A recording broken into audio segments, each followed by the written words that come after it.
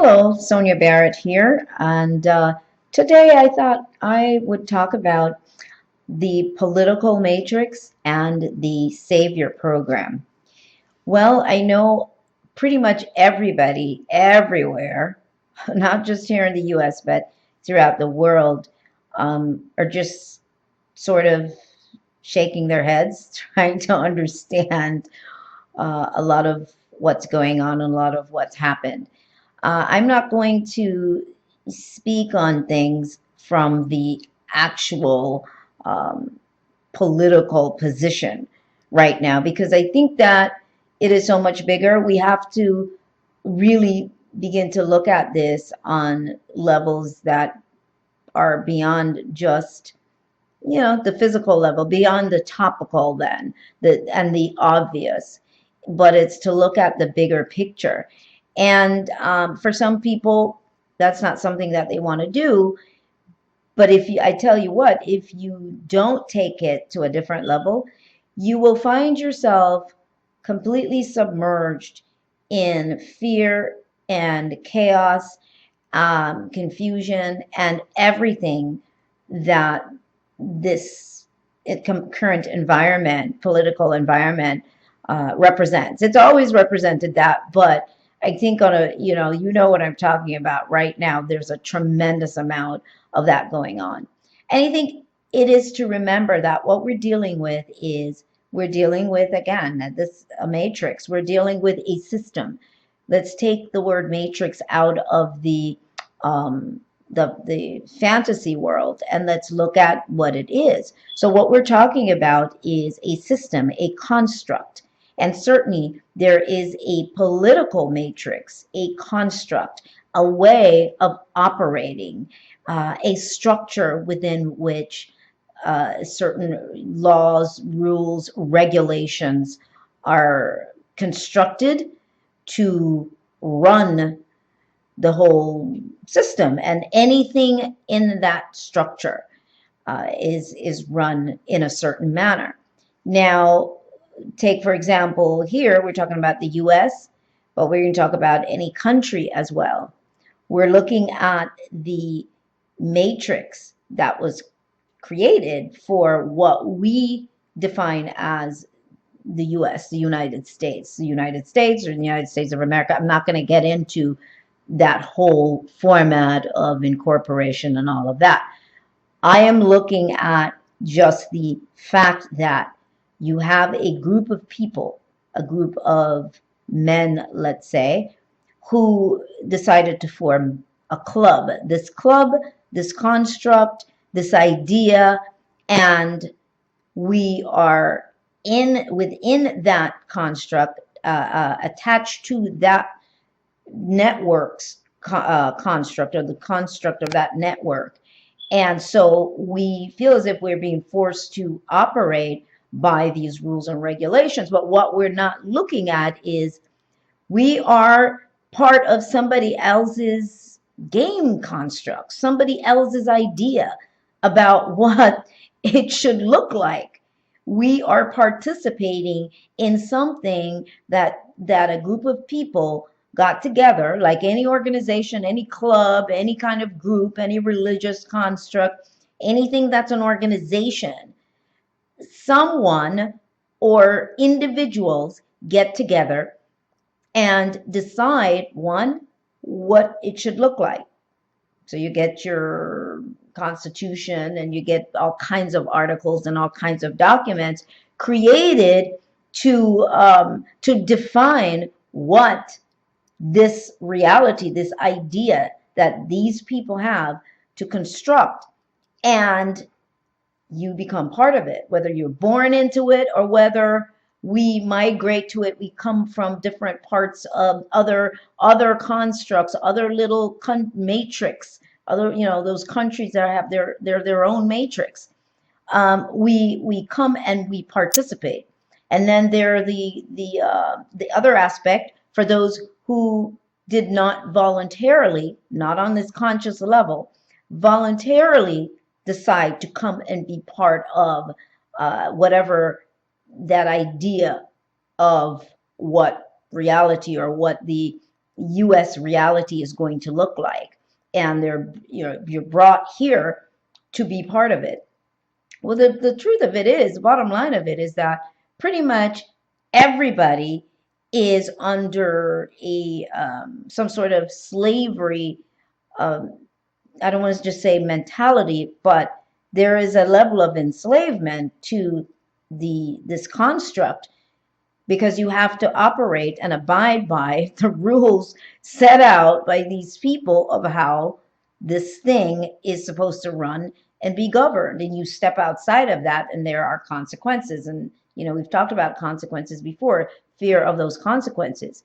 But my huge thing right now is to remind people that you are part of a design, an idea created by someone else, and they have their own set of rules, and we are given an opportunity, or so we believe anyway, to have a say so, and that becomes your voting right.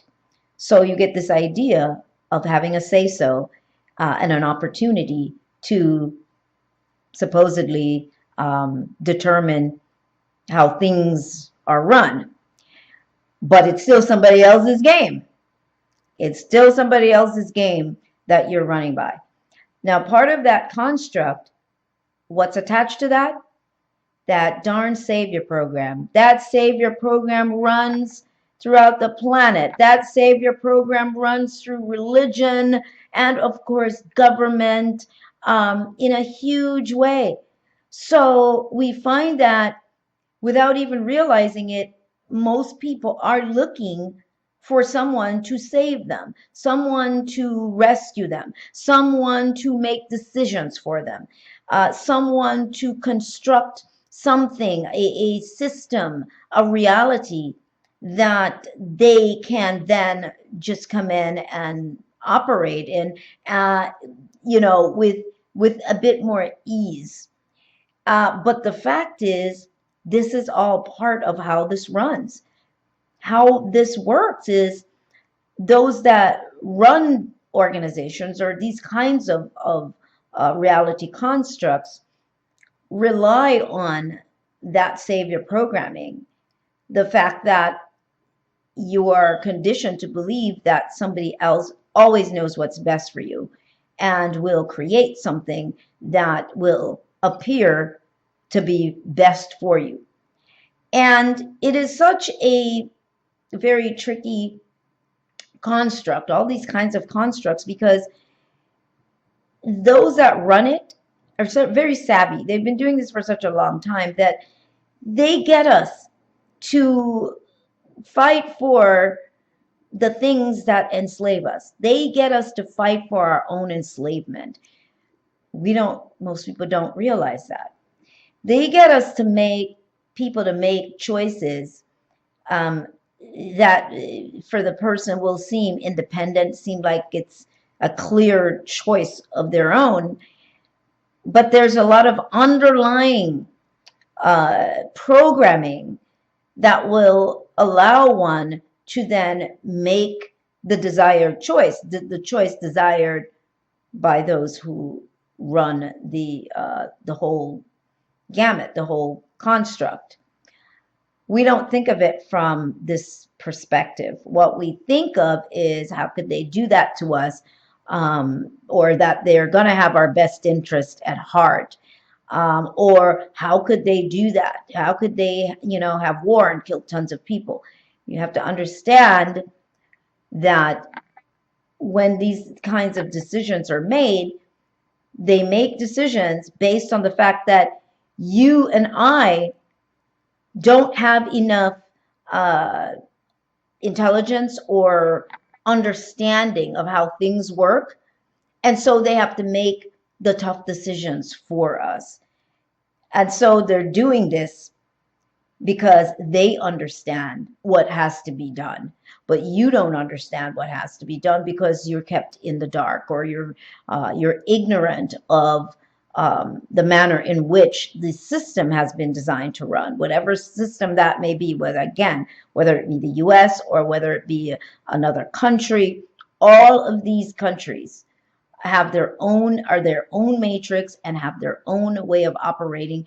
Yet they somehow, some of them will network more, and then we call those, allies. And even when they're not allies, they're interlinked somehow. So there's a lot of interlinking that is going on, and it impacts obviously the stronger of all of these systems tend to be the one that is more largely in charge and sort of blankets everybody else, or so it appears. But I think it's real important for us to really step back and to really recognize this, that you are playing in somebody else's game, and our emotional responses are being triggered. We're from being upset to whether we're happy.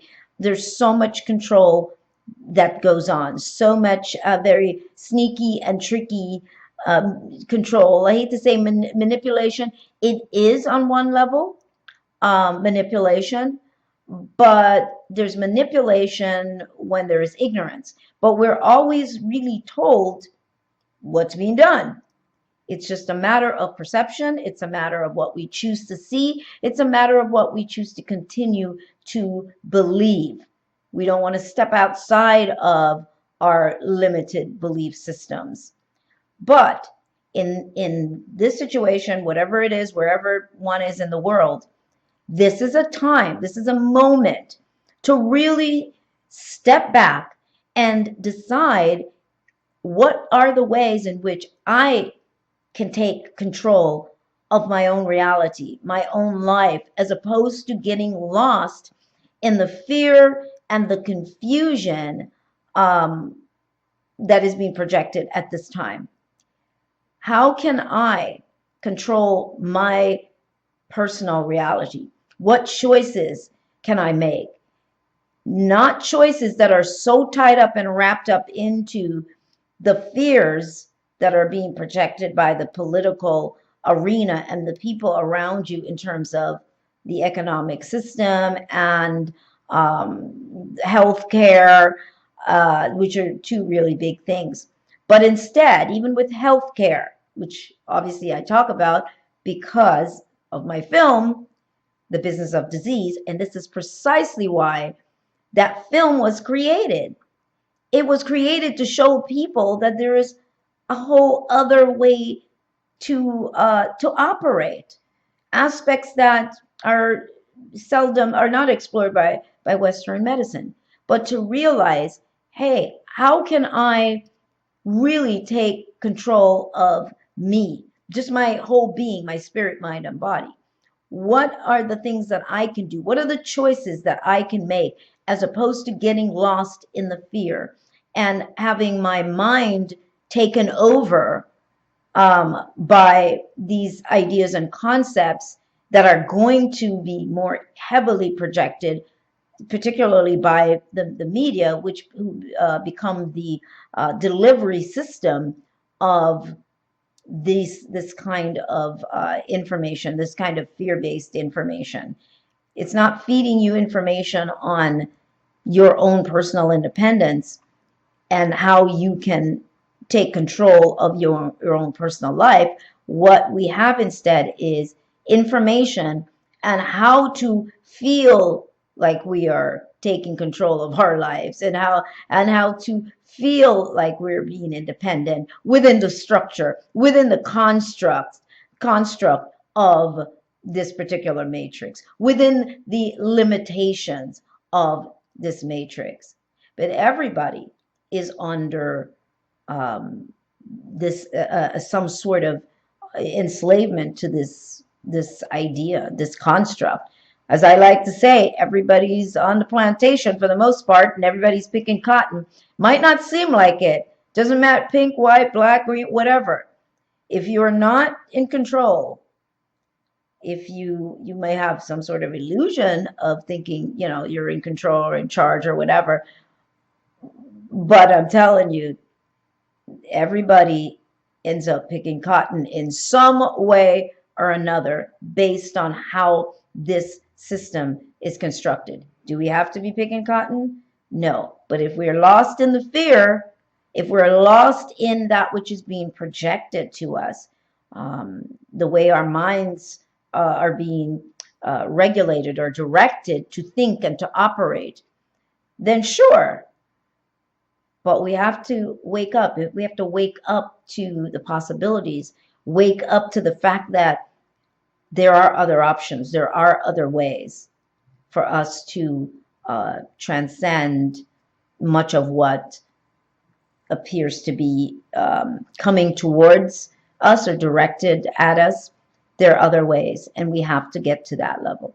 So I wanted to just put that together and just sort of say that there's so much can be said here, and I know I'll get excuse me, emails, not emails necessarily, but comments.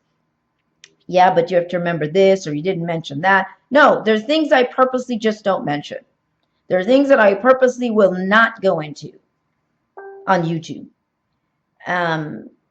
because there's no reason for me to do that on YouTube. We are definitely, this is about being sensible, and we're definitely in a different kind of system now, where technology, excuse me, technology rules. Technology is stepped up, and there's so much more. There's just so much more that is going on. So step up your game. You got to step up your game. That's the biggest part of this. All right, so you can check out my website, therealsoniabarrett.com. There's tons of stuff on there.